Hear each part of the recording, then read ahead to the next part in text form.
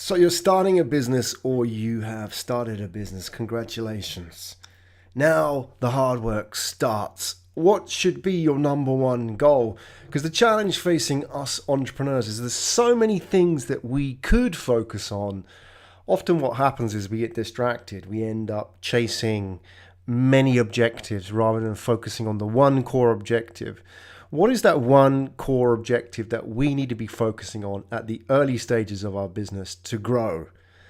Now, what I want to do in this webinar is share with you what that objective is, how you can do it effectively, and how you can use that as a base to grow your business profitably long term. To do this, we'll look at the challenge through the eyes of the 0 to 1 method, which is the Up.School method, which I've developed, which basically is about being a lean startup, getting into the game fast, launching early, and building a business with minimum time, minimum money, and ultimately for you as the owner of the business, minimum risk. So what is the 0 to 1 method? Let's have a look at that, and let's have a look at how that's going to help us focus on our number one goal starting in business. So starting in business, you have zero revenues. That's how it is. That's what you do when you start a business. Zero, nothing, nada, zip. And your goal is to get to the first point, which is $1. 0 to 1. It's as simple as that.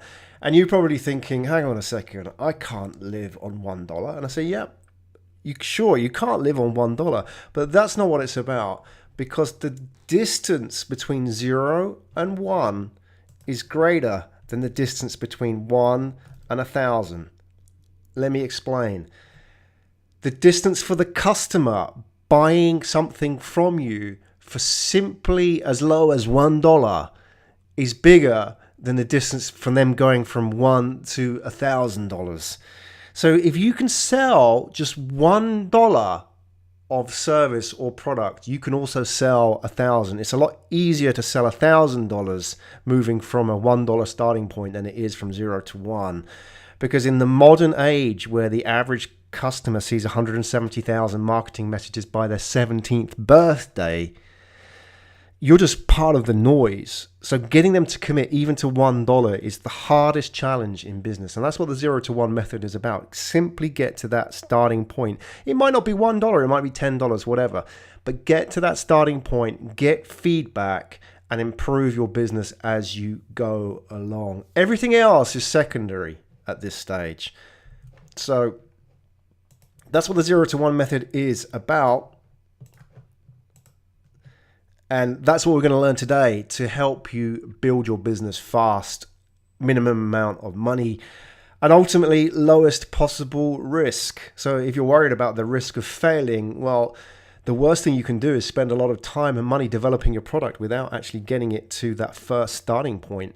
Our goal is to get to that starting point early, stress test the business. If it doesn't work, then go back and improve it, or, quit the business. If business is not your thing, then in a matter of days rather than weeks or months whether or not you're wasting your time. So starting in business, there's a whole bunch of things that you could be working on, right?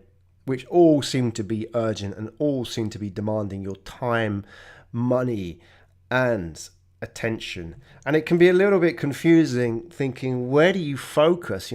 How do I build a website? I don't know how to code PHP. Where should I base my office? How do I register my company? What country should I register in? What domain name should I choose? All that kind of thing. And when you're faced with all these kind of decisions, it's very difficult to focus on which one of those is really going to help you grow profitably long term. The key here is to understand, going back to all these tasks here, that every single thing on this page right now is a distraction. So if you're focusing on any of these things right now, you're wasting your time and money, and importantly, increasing your risk. So let me explain. Your goal as an entrepreneur is to go from 0 to 1. Let me explain that again. From 0 to 1. Okay? 0 being your idea, 1 being a paying customer. Okay? Your goal in business is to go from 0 to 1. Everything else is secondary, right? So if we were to look at that in the context of pre and post shipping, and I've already touched on this in a different video webinar, where shipping means getting your product into the hands of the customer. Everything you do this side of the line, this side of the shipping line, is a time suck. So logos, business plans, idea validation, building your product, etc. Everything you do this side of the line is where you create value. And interestingly, this side of the line, customer doesn't know about you. This side of the line, you're building a relationship with the customer. So you've got to get to this side of the line as soon as possible. And that's what 0 to 1 is about. 0, 1. You've got to get from here to here as soon as you can. And you've got to reduce the time that you spend in here to a matter of days.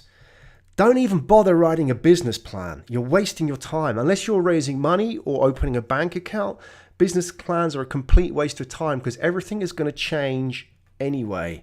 So forget writing a business plan. Forget designing your logo. All this kind of stuff. Just get a product out there into the hands of the customer and work it out from there. So let's have a look at the steps today that I'm going to teach you in the 0 to 1 method. And then what we'll do is we'll look at some of the tools that you can use to do this, and also how you can take this forward. You know, what the next step is after watching this webinar today, how you can sort of deep dive into the 0 to 1 method and learn more about it. Because what I want to do is if I can show you in the next 10-15 minutes something of value, then, you know, hopefully you can continue this journey and use this knowledge to actually go out and build a better company and, you know, lower risk, minimum amount of time, minimum amount of money. And I can show you that in 15 minutes. Then, you know, what can we do if we can work together for a much longer time?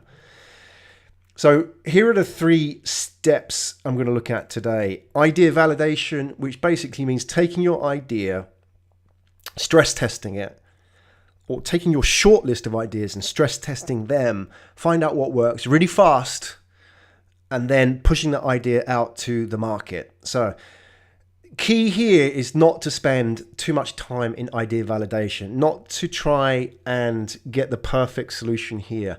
You really should be spending a matter of days in idea validation, maximum. 1 day, 2 days, 3 days, good. 1 day, 1 week, 2 weeks, 3 weeks, bad. Okay. You need to get an idea. And even if you're not completely happy with your idea, the point is to validate what you have and get it down, shortlist down to 1 or 2 ideas that may work, not 1 or 2 ideas that are perfect. The second stage then is to take that idea to the minimum viable product stage, which is basically to offer the least featured version of your product possible. So take your product or your service and offer the single feature that may work, that people will want in that service, that people will pay money for, and use that as a starting point, a stepping point up to creating, you know, another step, incrementally better product as you get more feedback from the customer. The third stage, marketing, here, we're not going to talk about today, because as soon as you have your first customer, marketing kicks in. You know, that's the next step in the business. That's the hustle, getting out there. But for the purpose of your number one goal, starting the business, we're not going to focus on marketing. We're going to focus purely on getting the first customer, rather than building and developing that customer base longer term, which is really the marketing part, the marketing end of the business. So if we were to go back and start here at idea validation, spend as little time as possible on this. There's a whole section of idea validation in my 0 to 1 course. Today, we're just going to scratch the top of the surface of that, and scratching really being the operative word here, scratching your own itch. So we're only going to ask some key questions that can help you validate your ideas. So take your idea shortlist that you have for your business and stress test these ideas. Squash this down so you have 1 or 2 ideas left, and you can niche down on these ideas and get a better idea of how to approach these ideas, what kind of angle you need to make these ideas work. And here's one question that you can ask. Scratching your own itch really means solve your own problem. So as an entrepreneur, you face many problems on a daily basis. What can you solve? in that daily routine of yours, right? It may not be related to business. It may be related to an interest that you have or a worldview that you have. But what kind of solution would you develop even if you didn't get paid for it? What kind of solution would you be interested in even if you weren't working on it, right? So in my example, I'm a keen cyclist, big into triathlon. So what's my itch? Well, if you're a cyclist, there's all kinds of problems that you have. Cycling is a pretty tough sport. Not only is it really dangerous, but it's hard and there's a very steep learning curve. And there's all kind of things that you have to learn in cycling. Technique, you have to learn about equipment, all that kind of stuff. So for a newbie entering, there's all kinds of problems. And even for a pro cyclist or an elite cyclist, there's all kinds of problems that they face. So what kind of problems did they face? I have to think about my own cycling experience. What kind of problems that we have on a regular basis? And I then think about all the people in my ecosystem, all the people around me who have problems. And I think about the times we've gone out cycling and when we faced issues, whether it be injuries or technical issues or skill-based issues, whatever it is. I can think about these and I can relate to them emotionally because I've actually experienced them, right? I'm not sort of thinking about some kind of mythical consumer. I'm thinking about me and the people in my network. And these are completely relevant and authentic. So scratching your own itch really is the first step of the 0 to 1 method, which is basically, asking the question, what solution would you develop based on your own personal problems? And I can list you a whole bunch of problems that cyclists have, and I would love a solution to each one of those. One being weight. Cyclists are always obsessed about their weight. If they can lose 500 grams, they'll spend thousands of dollars on carbon wheels, that kind of stuff. Fitness, age, injuries. There's nothing worse than sliding off the bike and shearing off the top layer of skin off your legs, and then your legs sticking to your bed sheets for the next week is not a nice thing. Or walking into the shower and it's stinging like hell when you're red raw. These are the problems that we face as cyclists. And not just cyclists, you could be anything: pet grooming, counselor, traveler, whatever it is. There are problems associated with that interest which you can identify with, and whatever your interest is, those problems better than anybody else. I can tell you about cycling problems that you haven't even thought about because maybe you're not a cyclist like me, but I live this, right? So the second stage is then to take this to Google Keyword Planner and use this tool to stress test your ideas. And I'm going to show you how you can do this now as a part of the 0 to 1 method. And it's more scientific than simply asking the question, scratch your own itch. Because what we're doing is we're basically taking the BS out of the idea validation process. So basically what I'm saying is you've got this idea, a short list of ideas. Now let's stress test it and see if other people also have a problem with this, right? Okay, so what we're going to do is we are going to go to Google Keyword straight off the bat. I'm going to go there. You can access Google Keyword Tool for free simply by going into Google and typing in Google Keyword Planner. Hit the search results. It's the first one there, always the first one there. Click.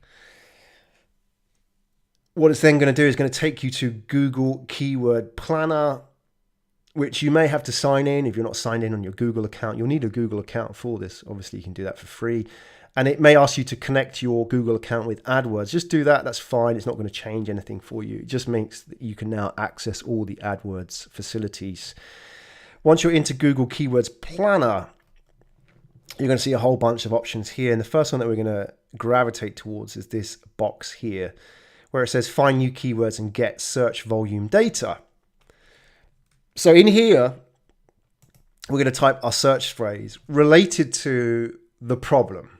Okay, so we're not going to go in here and type in cycling because cycling is such a broad subject area.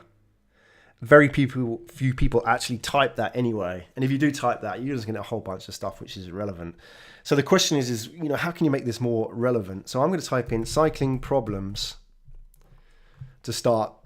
And just checking the options down here, you can choose locations. So for example, if you're only focused on Japan, you could put in that.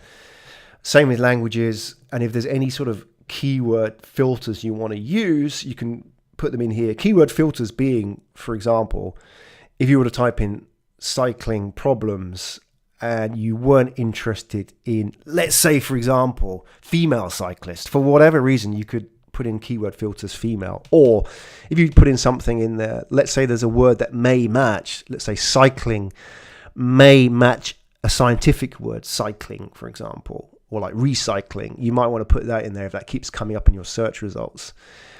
So what you're then doing is just making sure you're getting relevant search results come back. So what Google's going to do now is going to show us a list of keyword searches which are being made on a regular basis. So it's going to show us keyword searches relevant to cycling problems, related to cycling problems, and the volume associated with each one. So I'm going to hit get ideas,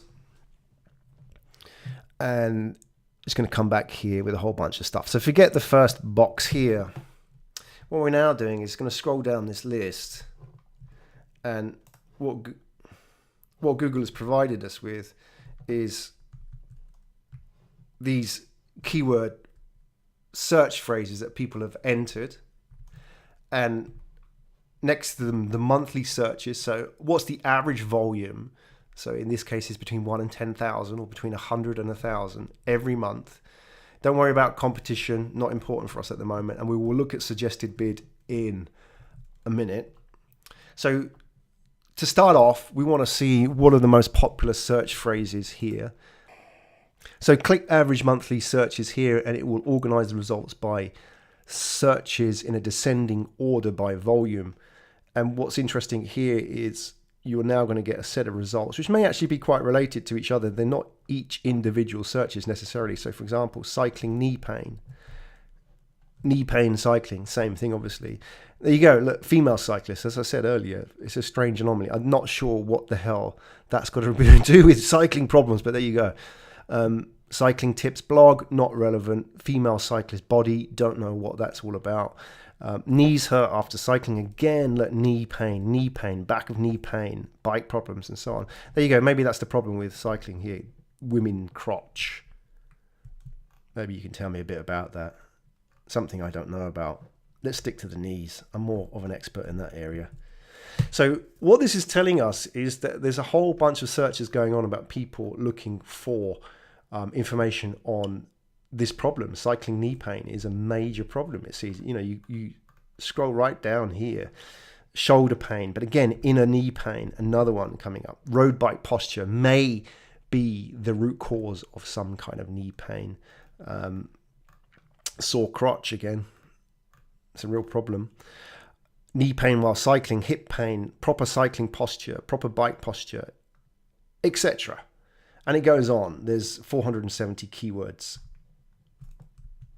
returned on this search, right? So basically, from this early stage, simply typing cycling problems yields a whole bunch of searches, and I'm getting an idea that one of the biggest problems by far is knee pain caused by cycling. And that's really cool because it's a pain point for sure. It's a real physical pain point. When we talk about pain points, obviously we talk about emotional stuff, but real physical pain is a real problem. And knee pain and cycling does not go away. I know cyclists who've had it. Luckily, I've never had this, but I know cyclists who've had this condition, and it lasts and it keeps coming back. And interestingly, it's less to do with their own physical get up and more to do with their bike setup. They're not set up right. So many cyclists are on the bike and they're in bad positions. They're too low, or they set up their shoes wrong and all that kind of stuff. And it causes this knee pain. It causes this real problem.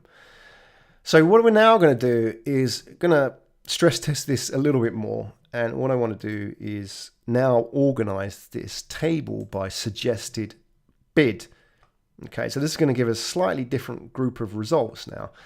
Now let me explain what suggested bid is all about.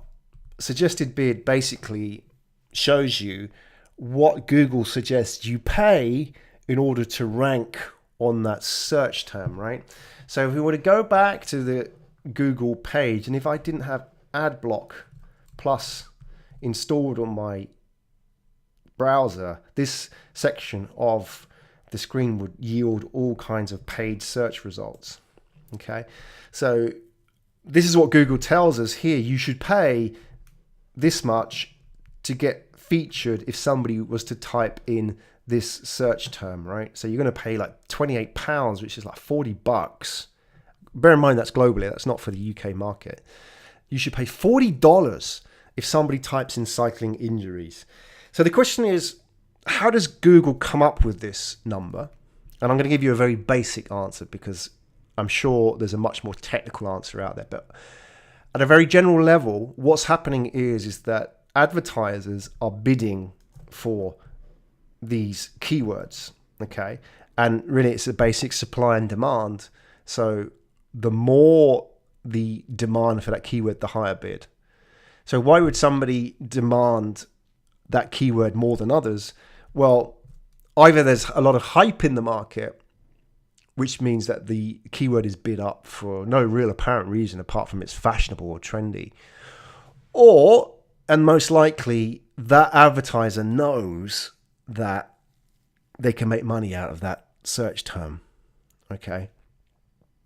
So that advertiser knows that every time somebody clicks through on cycling injuries, even though they're going to pay $40 a pop, they can make money out of that person. And that is certainly a lot of confidence on the behalf of the advertiser, because the number of people that actually convert coming through is not going to be a one-on-one basis, right? Even if it was 1 on 10, that means they must be making at least $400 per traffic, per visitor, okay? Per converting visitor, sorry. So for every 10, they get one sale of about $400. If they convert at a 10% rate, which is very high as well. So why should we be interested in high suggested bids? The reason being, and I've mentioned this in another video, is that we want to know where the money is. We don't want to bet on developing a market. So that really means going out and, backing keyword search terms, which nobody's paying money for, even though there may be a high volume for. What tends to happen is that advertisers have got in there before you. They've already explored this market and people have worked out ways to make money out of the market, what works, what doesn't work, that kind of thing. And in this case, people know there's money to be made out of cycling injuries, okay? Whereas the other search terms out there, they haven't yet explored. Doesn't mean they can't make money out of them, the other search terms. It just means that the risk is so much higher. And if you're coming in and you're looking at this sort of level of keyword search term, you're significantly reducing your risk because there's already an established demand and, importantly, an established market. There's an educated consumer who's looking for this stuff, right? So cycling injuries is a really interesting one, and that's got a high bid. Let's go down this list. I really like this search term here, outside knee pain cycling, for two reasons, apart from the fact that it's very high on the suggested bid. Firstly, it's a very specific search term. So somebody types in outside knee pain cycling. There's not many things that could actually be apart from somebody with a knee pain problem. There's no sort of other potential interpretations of that. Sometimes you get like book titles or, that kind of thing comes up in search terms, which somebody was actually looking for that, or a product name or whatever. But in this case, it's something very specific. And it's also a buying signal because somebody has a very distinct problem. It's not an inside knee pain. It's not a thigh pain. It's not a leg pain. It's not general pain. It's an outside knee pain issue. So you know exactly what the problem is, which is great. And on top of that, what is really good about this search term is it's a long search term. It's 4 words. So, what tends to happen is as you add another word to the search key phrase, the volume of that phrase tends to decrease exponentially. So it's like, one, half, quarter, eighth, and so on. So if somebody's typing in 4 words together, it's very specific. So if you can get 100 to 1,000 searches on that a month, it's a very good result. And that's a very interesting area to explore. So moving down the list, it gets even more interesting. This is what really interests me. Even though at this point we're getting into much lower search volume, there's one here which excites me, which is knee pain after a long bike ride. 1, 2, 3, 4, 5, 6 words, but with potentially 50 monthly searches, paying £11 as a suggested bid. That really interests me. Somebody knows something that the rest of the market doesn't know. Some advertiser knows. So some guy selling something knows there's a market for this, and he's probably doing pretty well out of it, because I don't expect there's much competition. So what I'm going to do is I'm just going to copy this search term. I'm going to whack that in Google just to see what comes up. And here you go. Knee pain after a long bike ride yields this as the top search result. Now, why is that interesting? It's interesting because the top result is not a well-known website. It's not like webmd.com or mayoclinic.com, traditionally associated with healthcare, or it's not a sort of a cycling type website like competitor.com, that kind of thing, or active.com down here as an example, or bicycling.com. It's an unknown. So somebody has gone in there, created content for this specific search key phrase and ranked at number 1, and will get 95% of all that traffic. So if we were to go back here and have a look at this search key phrase here, 10 to 100, let's say there's 50 keyword searches a month for this. It's not a lot, but if that guy was to get 45 people click through a month in, month out, with a very specific problem, how many of those is he going to convert? Let's say he only converts 10% of them. Well, let's go back in here. 10% is, say, 5. That's 5 customers a month just from this search phrase. What are those 5 customers paying for? Well, he could be charging $100, $200, $300 for his solution, whatever it is.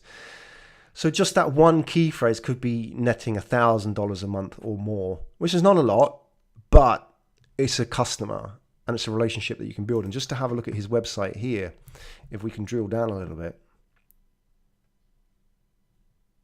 fixkneepain.com. So here's the guy here, and he's getting you to sign up for his course here. So you get everybody onto a newsletter.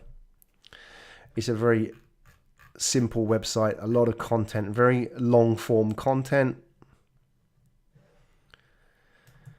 and no obvious product that he's selling.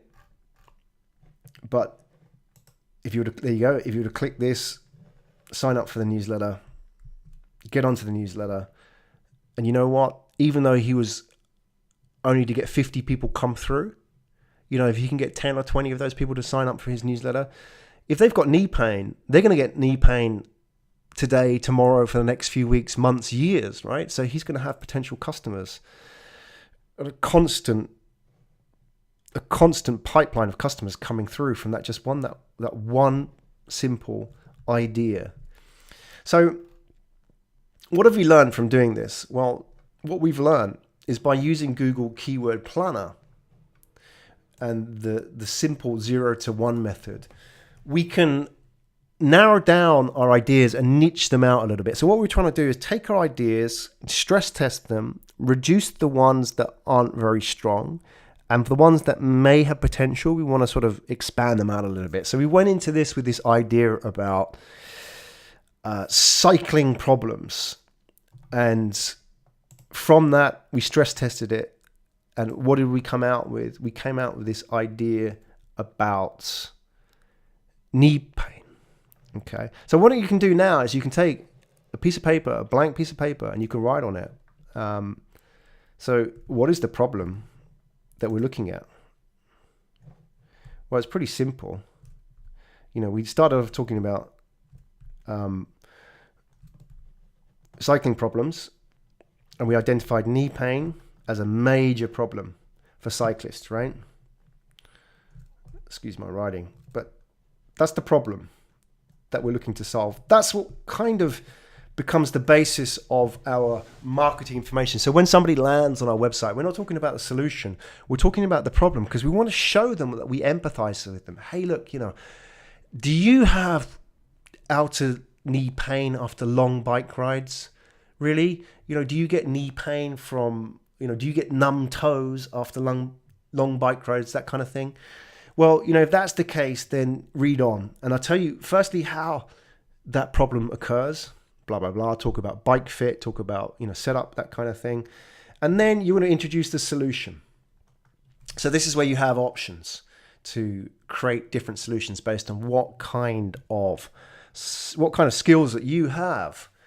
So what kind of solution could you offer for this? Well, to solve knee pain, obvious solutions like we just saw, some kind of online information. You could offer a course, you could offer an ebook, you could offer video consultation, you could offer one-on-one consultation, you could create an app, you could create access to a website, you could create a community, you could offer physical knee braces which you could get made in China, all these kind of things. So you've got so many different options for solutions here. You can physical products, digital products, selling your time, whatever it might be. There's all potentially they're all potentially solutions for that one problem. So it really depends on what you can offer. So the key here then is go with what you think you can make and what you can get out there fast. So the key is, how do we get this out there fast? Because the whole game of 0 to 1 is to move fast and to get into the game as quickly as possible, minimum amount of time, minimum amount of money, minimum amount of risk. And to do this, we're going to use the 10 by 10 hack for the minimum viable product. Let me explain what this is. I've explained this in another video, but for the purposes of now, this is basically get 10 people to pay $10 and you're away. That's it. You're in the game. You have your first paying customers. Okay, maybe they're not paying $100 or $1,000. Maybe you don't have the right product yet, but you move from 0 to 1. You've got over that psychological hurdle, which is that you don't have any customers. You've shipped. And from that point, you can improve things, right? So you're going to go to 10 people that you know in your network, and you're going to ask them to pay you $10 for this service, okay, or this product. So in the context of cycling, it could be something real simple. You don't even have to have a product yet or a website. You could go back and speak to your cycling friends and say, hey, look, I know some of you have got knee pain. I know some of you have problems with the setup of your bike. And what's the interesting thing is, it's not just knee pain, it's also performance. If your bike isn't set up properly, you're losing efficiency in your pedal stroke and so on. So you might be slower than you could be. Look, if you pay me $10, what I'll do is I will take a photo of you, or you could submit a photo of yourself on your bike, and I will give you some feedback on your bike setup and your bike position, and I'll show you how you can improve it. That's worth $10, isn't it? And I know that's worth $10 because I know people spend thousands of dollars on their bikes. A pair of wheels on a bike alone, they cost more than the bike itself. You could be paying $5,000 for a pair of wheels. That's not unlikely. A pair of carbon wheels, right? And cyclists will pay that kind of money because, we're crazy about this kind of stuff, right? I don't know. It's just how we are. So they will easily pay $10 for that kind of advice, assuming that you can provide that kind of advice. You can't bullshit this, right? But if you're really into cycling and you know about bike setups, and you're the kind of guy that people come to when they've got problems with their bike, and you point them in the right direction, you're the go-to guy when it comes to bike setups, then you can easily do something like this. Somebody could submit a picture of their bike to you, and you could give them some feedback. Say, hey, look, Bob, I took a look at your bike setup, and I've recorded this video for you, a personal video. What I suggest that you do is you increase the seat position by 2 inches. You need a longer stem, maybe about 2 inches, because you're kind of hunched up here, and the lower angle of your foot position here is not quite right. I suggest that you look at moving or readjusting the cleats on the bottom of your shoes. And maybe what you could also do is look at a different wheel set. I just made all that stuff up because, I'm not an expert. I'm not a bike fit expert. So I just made all that stuff up. I just winged it.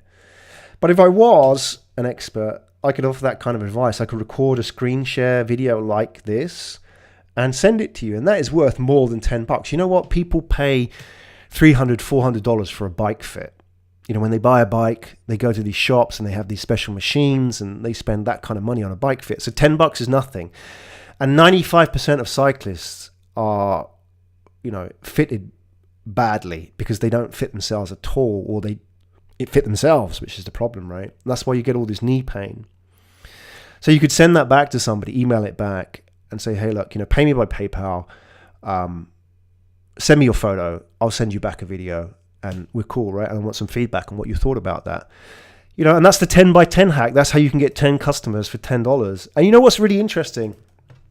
Going back to the point earlier about all this pre-shipping tasks. Everything here that you see on this page, you don't need to find a customer.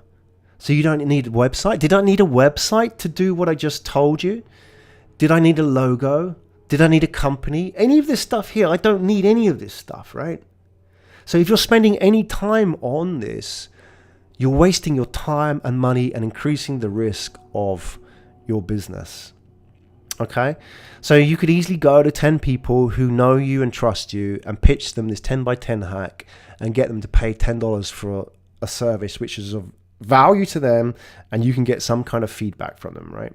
And from that, what you're going to do is then build your list. The next stage then is to think about how you can now expand this. So you've got 10 people, let's expand this out. You could go back to your 10 people and say, hey, refer me to 3 people each. And who else do you think could benefit from this service? If you think it was good, give me 3 names and I'll approach them and do the same thing.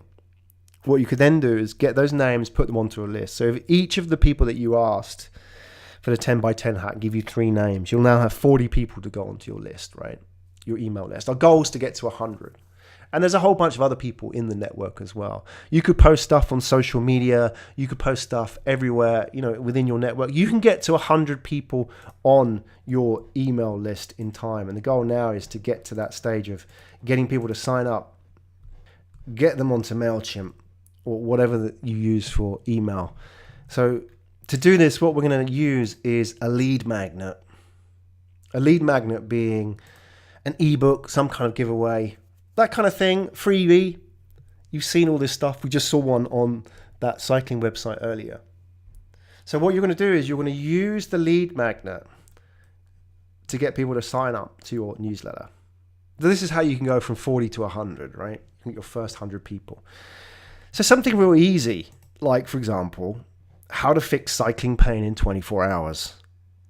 Start pushing that around social media. You'll get 100 people to sign up, no problem, in time.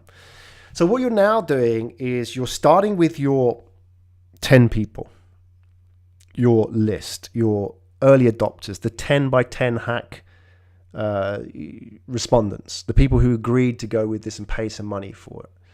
They give you some feedback, you create some content out of that. So maybe as a part of that process, you could then create this ebook and give it away. You could even say, look, here's 10 case studies of readjustments that I made, and here's my rationale for them. So you're not actually reinventing the wheel. You're using the content you've just used in the 10 by 10 hack and the feedback that people gave you as a part of that. You say, hey, look, here's case study 1. Here's a guy whose seat post was too low. And this is the kind of impact that would have on their cycling performance and so on. So you're now building this up, getting people to sign up. What you use the ebook for is to not just get people to sign up to your list, but also to establish authority and credibility. You're showing people you understand this stuff. So if you were to show people that the results of your 10 by 10 hack, people understand, hey, this guy knows what he's talking about. He's talking about technical terms in cycling I've never heard of. But now that he explains it real easy to me, I trust this guy, right? So you're building this list. What you then use your list for is build a dialogue with these people. So, every week you're going to send them an email, and a part of that email, you're just going to update them. So tell them about that ride that you went out for. Tell them about, how you readjusted your crankset to get better performance, all that kind of stuff. Tell them how you addressed this problem that somebody had with their knees, that kind of thing, right? So just give them useful information that they can take away and absorb and use. Don't try and pitch them all the time because that'll turn them off. You've got to try and build a relationship with them.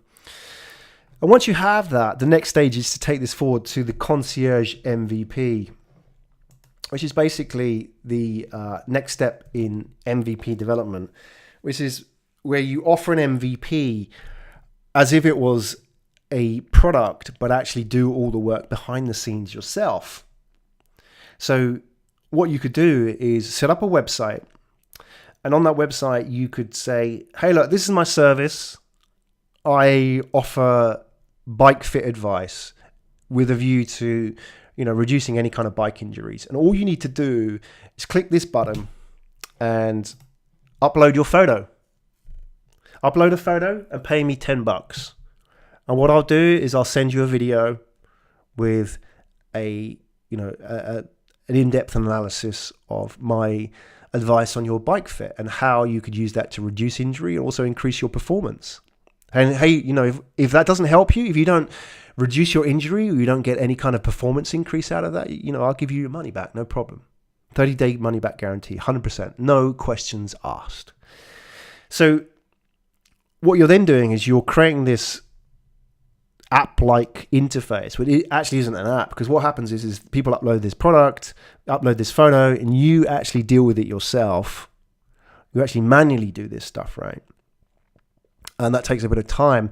But the key here is you're not doing this for profit at this early stage. You're doing this to build the market. So you're actually losing money on every single one of these in theory because of your time involved, right?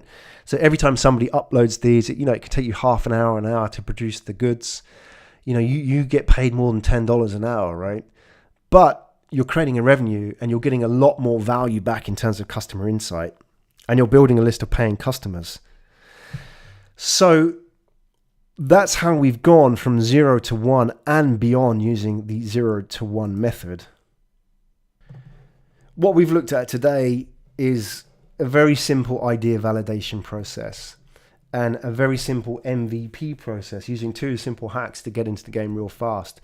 And we're not looking at marketing today because that's the next step. So that was our objective today, to go from idea to paying customer. And I've taken it a little bit further as well as a bonus today. That is the Up.School 0 to 1 method. Get into the game first, get into the game fast. Launch first, launch fast.